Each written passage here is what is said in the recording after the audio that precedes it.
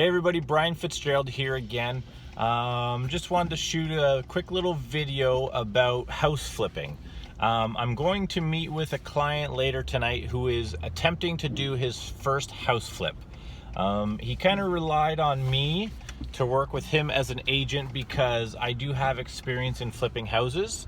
That's why I used to have a whole lot of hair and now I have almost no hair because of the stress of house flipping. That's why I don't do it anymore. Anyways, what the important parts about house flipping are. So let's just break down what a house flip is. Let's just say, for example, let's use Johnny Boy. So Johnny Boy is a contractor or handyman, and he wants to do his first house flip after watching a couple episodes of Leave It to Brian or Homes on Homes, because those guys make it look so easy in just 30 minutes. So Johnny Boy wants to find a property.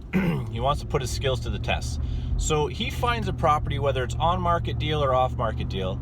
Let's say he finds a property for $350,000, okay? So Johnny Boy has a great network of trades to help him out on this. Like, you know, maybe a more reasonable price than the average person. So he picks up this place for $350,000. The aftermarket value, the after repair value of this property in this neighborhood generally are selling for around $450,000. So Johnny Boy and his crew and band of merry men, they put $50,000 into this property. So remember, he bought it for $350,000. He's now invested $50,000, so he's all in for $400,000. Well, Johnny Boy and his band of merry men have done a superb job on this property, and they are able to sell it for $475,000. So technically, Johnny Boy has just made $75,000. Of course, minus some closing costs and some upfront fees and back-ended fees. But purchase for $350,000, put $50,000 in, he's in for $400,000, sells for $475,000, and has made $75,000 in his pocket.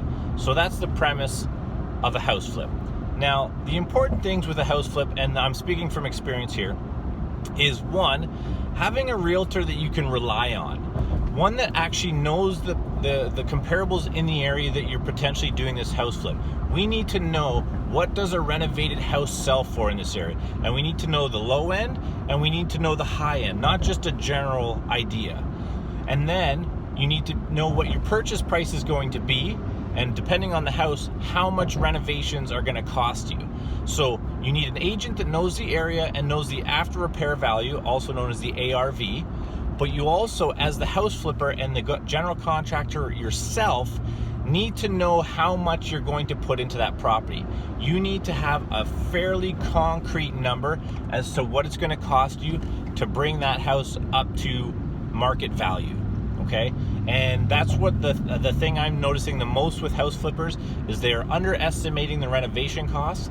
And in those renovation costs, I always suggest you have a contingency, whether it's $5,000 or $10,000, you decide, but a certain percentage perhaps of what your renovation costs will be, because you have no idea once you start tearing walls down if you're going to find a big crack in the foundation that's going to cost you a few grand, if you're going to have water issues. And that's the other important thing is, if you're a general contractor, hopefully you know well enough that what it's going to cost you and what things to look for in case shit hits the fan. Okay, so these are things you need to learn about, need to know about. You as a contractor, know what you're doing, have your numbers, hard numbers with your contingency, and then that's the best case scenario.